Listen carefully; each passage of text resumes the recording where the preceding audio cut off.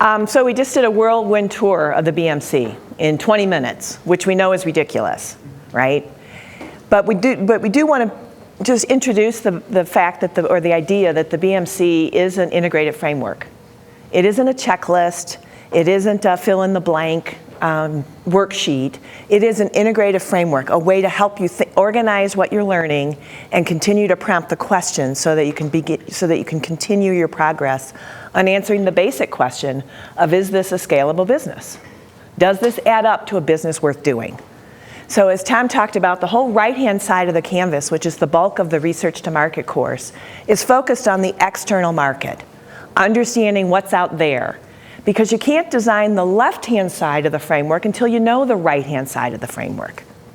There's no sense trying to decide who your partner should be and what your key activities are if you don't know what you're building for whom. So we're going to spend the bulk of our time answering the question, what are we building for whom? That's why a value prop has to have the for whom in it. Otherwise, it's not a value prop. So, value prop, it's all about the customer. It's not about your idea or your product. So one of the key issues is going to be, who is your customer? And we're going to force you to just pick one. At this point, it's just a guess. Doesn't have to be right. Just has to be good enough to build the muscle associated with the work we're talking about. I mean, basically, this course is designed to give you three things.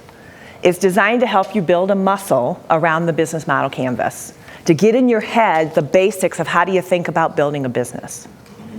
It's designed to help you build a new skill, another muscle around customer discovery.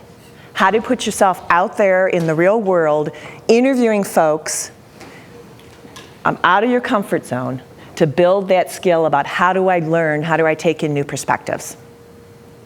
And then the third thing it's designed to do is help you build more personal presence and the ability to tell your story better. So three basic things: the business model, the customer discovery skills, and the personal communication skills. That's it. For 3 weeks, that's a pretty big list. So that's why we say just go ahead and guess on who your customer is, because it doesn't have to be right. It just has to be specific enough for you to go through the exercises in a meaningful way. We don't expect you to get it all right in 3 weeks, but we do expect you to make progress on building new muscles, things to add to your toolkit beyond your PhD training so far. Value proposition is really the answer to the question, what are you building and who?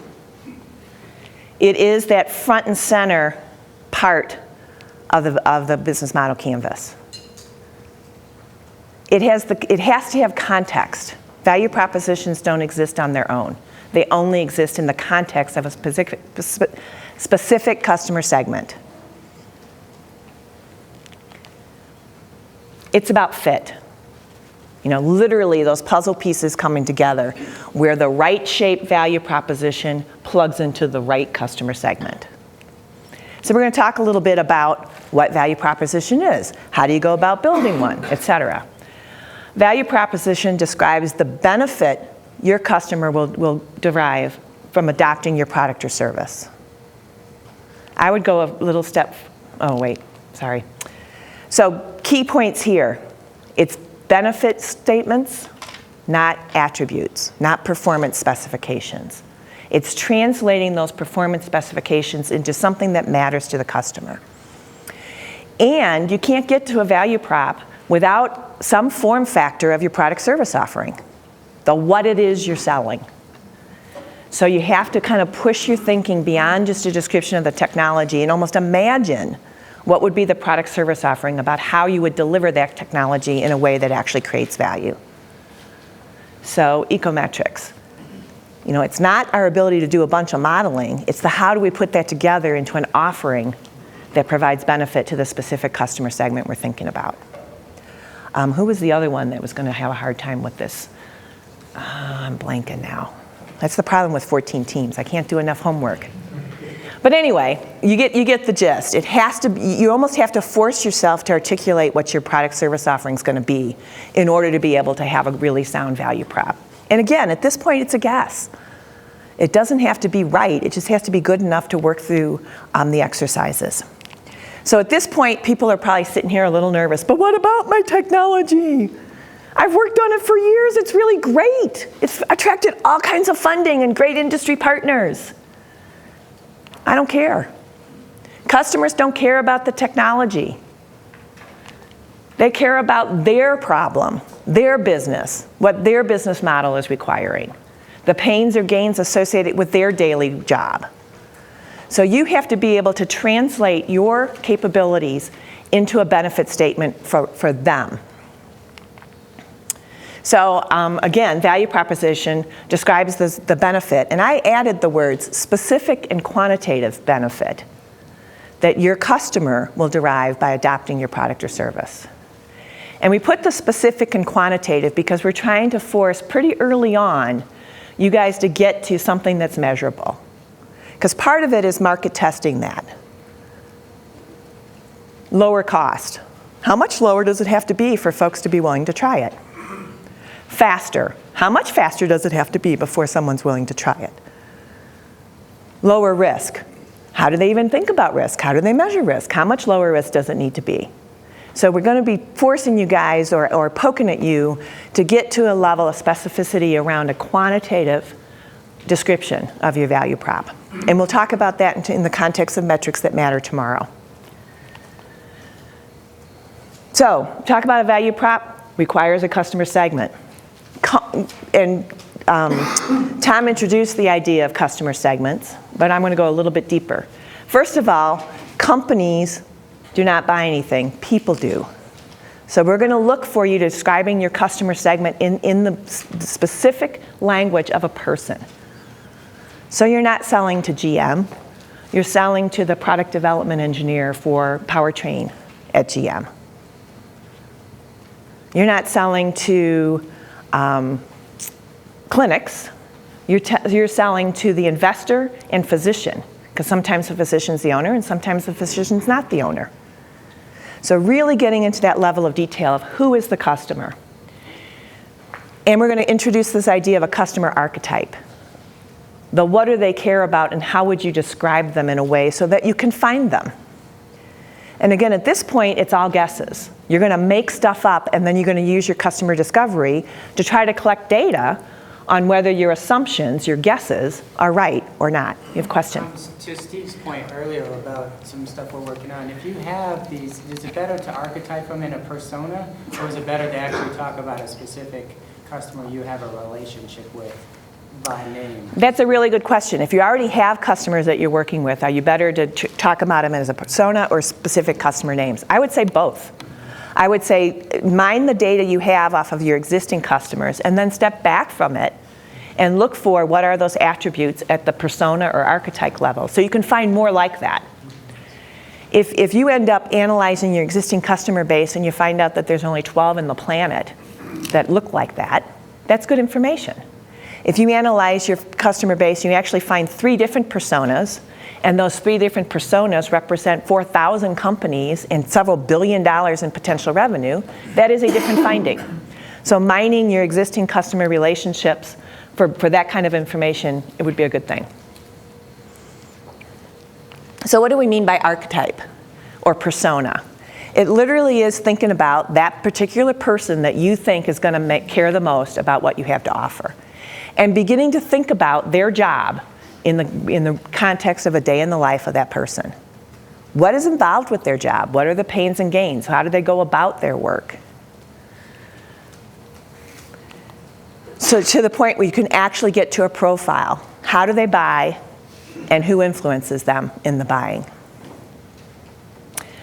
If you can actually get to levels like the position or title of the role that they play, is there a likelihood that certain ages or gender are going to matter?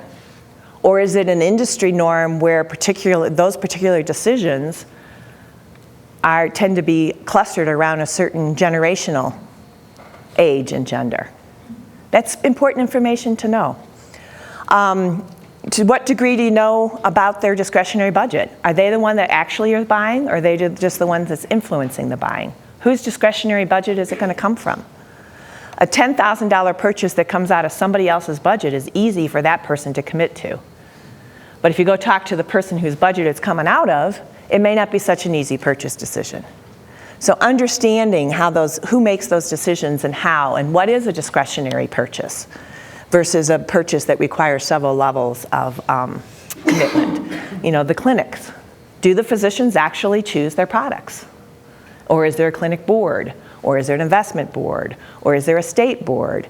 So understanding some of those discretionary decisions versus fixed decision-making modes. And then if you can, actually getting into the motivations. Again, the physician, are they motivated by helping more people, making more money, reducing customer pain? If I can inject somebody twice a year versus 4 times a year, and they don't, I know my clients are going to go through less pain and less recovery time, that may be enough for me to make the change, if that's my motivation, helping people. So understanding what those motivations are. And looking for role models, looking for examples of other technologies that have been adopted, and who were those early adopters. What's the typical persona of the role model you're looking for? Who's got the City Sci Bunch? Who are the organizations that are already out there doing a great job of citizen science? Yeah, science museums. Yeah. So really thinking ahead to finding those examples, and then figuring out what can you learn from them or about them. So the other thing I want to remind you is when we talk about customers, they actually are real people, and the job is only a portion of their day. So when you're in these customer discovery interviews, see what else you can find out about the day in the life, because what you hear, you need context for. So this is a guy who, you're interested in them because of the specific role they have in the company. But the degree to which you understand the rest of their day, the rest of their life, the rest of what motivates them, will help you interpret what you hear when you interview them. So remember, when we talk about a customer as a real person, yeah, they're a real person with a real job, with real pains and real gains, but they also have a rest of the life. And the degree to which you can establish rapport around rest of life will help you put context around what you're hearing about the job. It'll also deepen the relationship, so the potential to go back to them to test your ideas further at some point in the future is higher. So just a reminder that customers are people. You want to hear about the day in the life job of that person, but you also want to establish rapport around the actual full person. The other thing to think about is the idea of the role, to put the context around what you're hearing from a specific interview. So there's a whole list of different roles that this person may play in a decision-making process. The end user. You guys? Yeah, you guys. The end user, is it the students or the university? Better think that through. Will the students ever be interested in being the end users, or are they going to see that as being policed? So understanding who are the day-to-day users of the product or service as you design it versus how the industry likes it. Who are the influencers who can sway the decision but often stop short of actually direct yes or no? There might be a certification process, the safe autonomy people. Who are those influencers that are actually defining some of the rubrics around how advanced technologies are being adopted in the driverless auto industry? Who are those recommenders? Who are those thought leaders? Who are those folks that are going to get out in front, that if you can build rapport and support with them, you're going to end up entering the market more successfully? And then, of course, there's within the company the specific decision maker, which is understanding hierarchy, understanding budgets, understanding decision-making processes, understanding capital expenditure versus operating expense, all of that stuff. If you're really going to understand who are the potential customers and what will it take to win a customer, sooner or later you're going to have to understand who is the decision maker. Who's actually the one who issues the PO, the purchase order? You can sell to the university, but if it doesn't pass the provost's office as a student tool, it'll never get passed. I'm making stuff up now. I make stuff up all the time. Your job is to make stuff up this week and then go out and test it. Yeah? For the interview, if I had to pick one of those roles best one that could give me the most wider, I would say, wider understanding amount of information, because yeah. That's a really great question. The question was, which one of those should I pick to get the most information out of my interviews? And my answer is, you're probably not going to pick in advance. You're going to have to listen for. Because you may think you're picking an end user and you're going to find out that you're picking an influencer. You may think you're picking a decision maker and you find out that you're picking an end user who actually doesn't own the decision, physician. Actually, the insurance company decides what products they use, not the physicians. Again, I'm making stuff up. So the reality is you're going to want to target all of these, but mostly you're going to want to listen to and listen for which one are they? Because you might not know in advance. And you certainly don't want to end up assuming, thinking you're talking to an end user when in fact you're talking to a saboteur. And then everything you hear from that interview doesn't land right because it's just not fitting, because you're listening with a certain perspective. So part of what you're listening for in your interviews is figuring out which of these roles or persona the customer actually is, or that particular participant is. The saboteur is really important. Understanding who loses in this context. And there's typically a loser. Anytime there's something new being proposed, the status quo is being challenged. Who's going to end up a loser from that transaction? And then what do you do about that? How do you think about, how would you turn around a saboteur? How would you go around a saboteur? Does the saboteur really matter in your context? And then the last one is the early adopter. Who are those thought leaders? Who are those evangelists who, if you had them on your side, that will increase your probability of success? So what makes a good customer segment? Tom talked a little bit about that already, but here's a couple of really quick rules. First of all, they immediately grasp the value you're talking about. If you have to explain it 6 ways to Sunday for them to understand it, they're probably not the right segment, or you haven't gotten that value prop honed enough for them. A good customer segment is somebody that's addressable. You know who to call. You have some information of how would you find them, whether it's demographic, whether it's industry specific, whether it's role specific, whether it's a pre-aggregated group of some type, an industry association that would be an entree, a certain channel partner that would be an entree to that customer segment, but they're defined enough that you would know how to get to them. A good segment is one for whom everybody in the segment is going to value your proposition. There's very few in that segment who wouldn't value you. And then lastly, they're a segment that actually has the cash. Developing a product for somebody that can't pay is a really tough business model. City Sci. Who's going to pay? Ecometrics. Who's going to pay? Technical Universal Group. Who's going to pay? The hardware or gaming company or the end user? That's probably the best ones that are going to have those challenges over, do they actually have the ability, the willingness to pay? So let's quickly go through the value proposition canvas. We talked about value proposition is the fit between your value and the customer needs, specifically your offering against the pains, gains, and the specific job that your customer is trying to get done. So you need to answer the question, who's the customer and why would they buy? We start on the left, typically, where you develop a really good understanding of the specific attributes of your product service offering. Because you're trying to figure out, do those attributes add up to something of value to the customer? So what are the specific things your technology does? How does it help your customer complete their needs, if you will?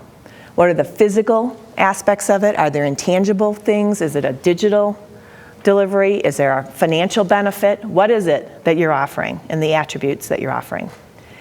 So you're basically trying to describe how does your offering alleviate a customer pain? And by pain, you want to understand what scale.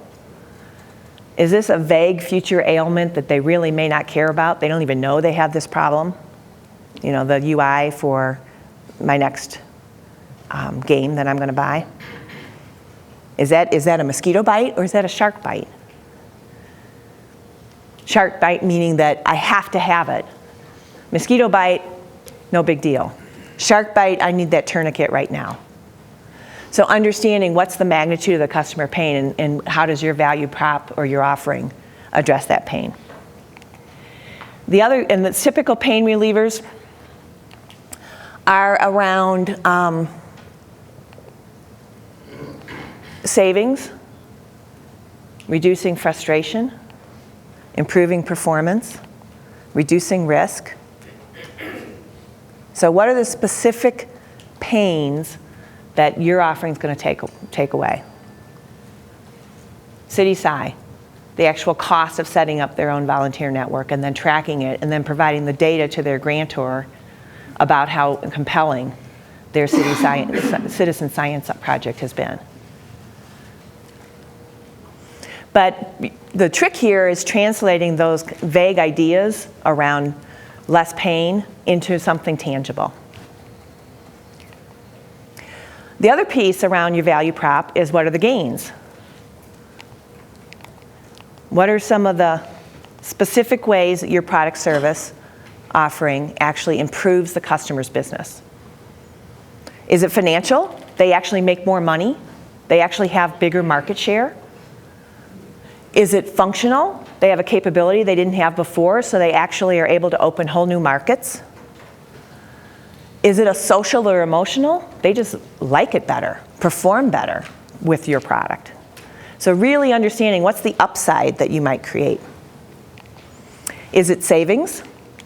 Is it a way to outperform current offerings?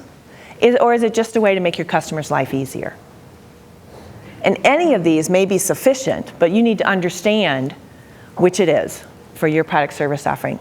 And begin to rank those relevance to the customer.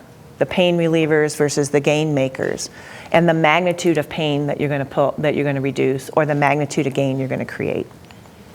So you end up with a nice product market fit map where you really have a good understanding of how are you addressing customer gains, what upsides are you creating for them, how are you relieving customer pains, and are they real pains or are they just mosquito bites, in order to really understand the customer's job. So what makes a good value prop? Customers will actually say it. So it's in the language of the customer, not in your language. So part of what you're going to be doing over the next few weeks is listening for how do they talk about their own business. What's the language they use? Customers understand it immediately. It lands in a way that rings true. That really is my pain. You nailed it. Boy, if you can fix that for me, my business would be better and my life would be better. It's a direct benefit. It's uniquely delivered by your company. It's specific and quantitative. And we want all this in a sentence or two. Definitely less than a minute. So this is a pretty high bar for a good value proposition. A couple of ways to start to explore a value proposition is to force yourself to articulate that pain or gain in the specific attribute, if you will. Is it about money? Is it about time? Is it about emotion? Is it about risk? And then how do I actually translate that into dollars, if possible? Not that everything comes down to dollars, but most things in business come down to dollars. So the degree to which you start building that muscle early to translate it into dollars, the more robust your understanding of potential business opportunities will be. So what you want to be answering the question is the magnitude of the value that you're providing significant enough for your customer to make a change. And if you're introducing something new, the customer is making a change, even if it's a change to doing nothing, living with the problem. Even if it's a change against a status quo that they're not particularly happy with, a solution that's less than perfect. there still is a cost of change, and your value has to be sufficient to overcome that. So how do I get started with developing a value prop? I start with a list of features of my technology, because that's what I know. I choose a customer segment about who I think might care about these features. And then I start to tease out why do they care, that pains gains piece, so that I can actually write that value proposition. And the value proposition should be that specific quantitative benefit. Couple of ideas on ways to write value proposition. Great website, goes through 7 different approaches to writing a value proposition. It's worth taking a look and picking the one you like best. I'm just going to talk about 3. Steve Blank's, the quick and dirty. We help X do Y by doing Z. We help customer X do Y, their business benefit, doing Z, our offering. In order to complete that sentence, you have to know all 3 of those. Who's the customer, what's the benefit, and what's my product service offering? One of my colleagues, Eric Crum, modified that a little bit. And he says, we do X for Y so they can do more Z.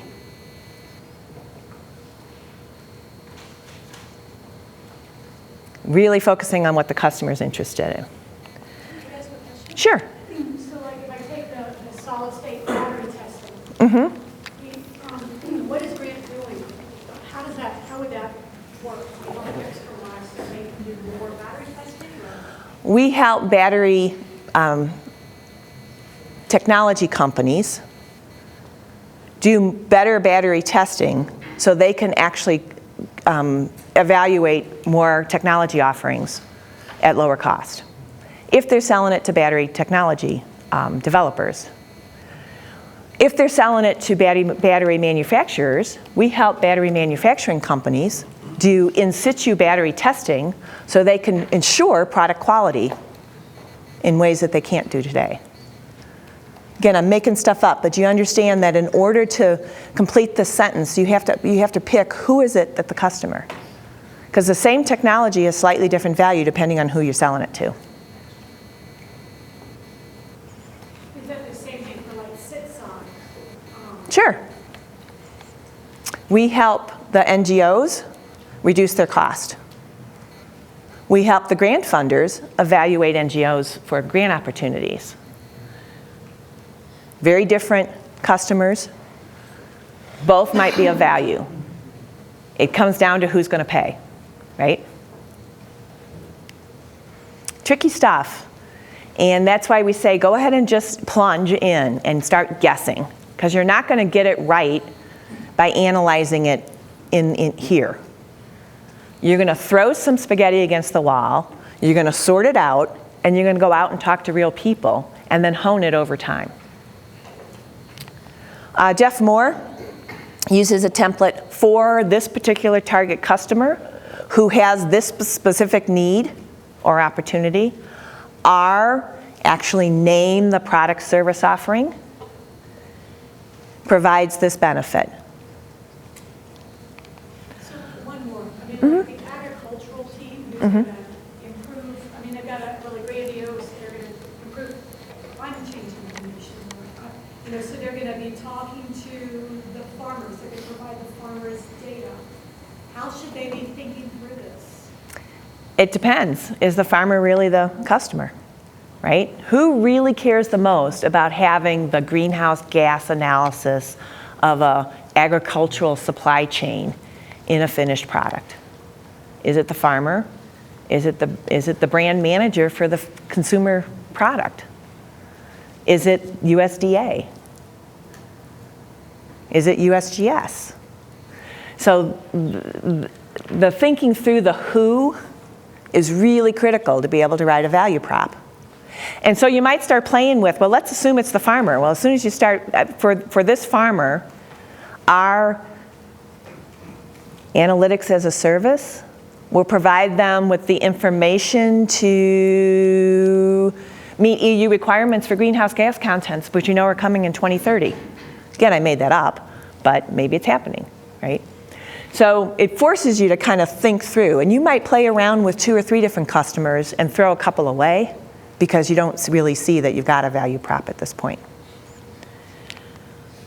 We use a Mad Libs version of this in DOE I-Core, where we literally say for this particular customer segment, which is the right-hand side of that value prop canvas, my offering, the features and the attributes, which is the left-hand side of that value prop canvas, is a specific and recognizable product service offering, is a thing. Unlike other stuff that's already out there, our thing helps those customers who need to do this, this, and avoid that.